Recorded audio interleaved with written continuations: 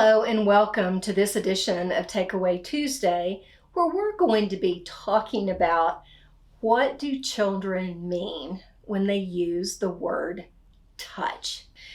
Anne Grafham Walker, who has written a book titled The Handbook on Questioning Children, a Linguistic Approach, and what Dr. Walker stated in the book is that it was extremely important that questioners recognize that the word touch is considered a higher order word. In other words, we as adults understand that touch can be contact that is with something besides hands or fingers, but children not so much, and that can be very confusing to them. So touch for children often is something that occurs with a hand. And it's only as children get older and maybe 10 or older that they can understand that touch is something that can occur not just with hands, but with objects or other parts of the body. What was interesting in this particular study, that the children, and they were ages 4 to 9, were shown some cards, some vignettes, and then they were asked either yes, no questions or invitations about such as, is the boy touching the girl? Is the book touching the girl?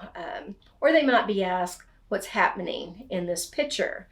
And what they found is that even the older children, the 8 to 9-year-olds, failed to endorse touching when the vignette showed touching with an object or with another part of the body.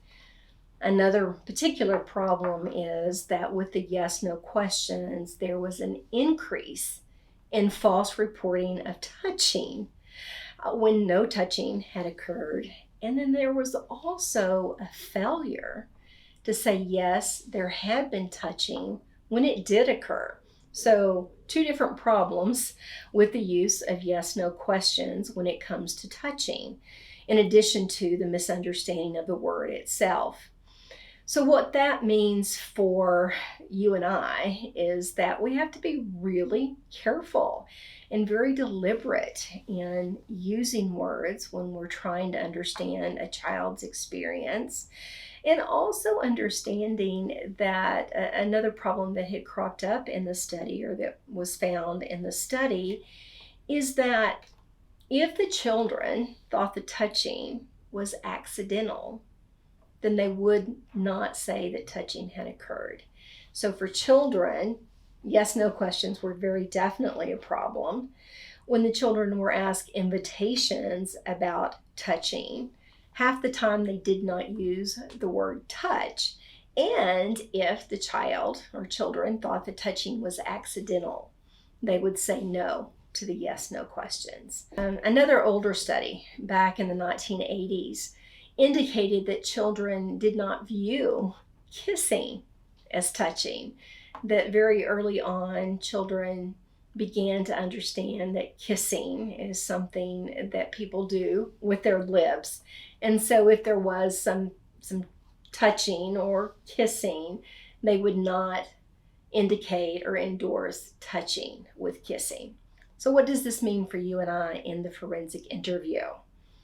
We have to be extremely careful when we're asking yes-no questions about touching, because what we consider touching with hands, with another body part, with an object, children may respond to that yes-no question with either a false negative and say that no touching had occurred, or we may have a false positive, so perhaps no touching has occurred, but then the children are responding yes to that yes-no question.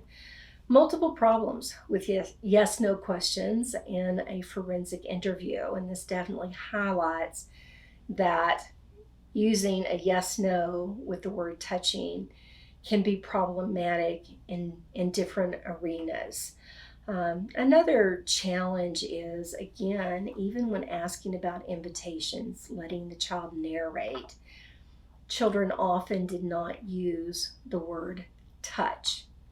So what we have to do is, if you decide to use a yes/no question, asking about touching, and the child either endorses the touching, the contact, or maybe they say, no, it didn't happen, is to follow up with a request for more information.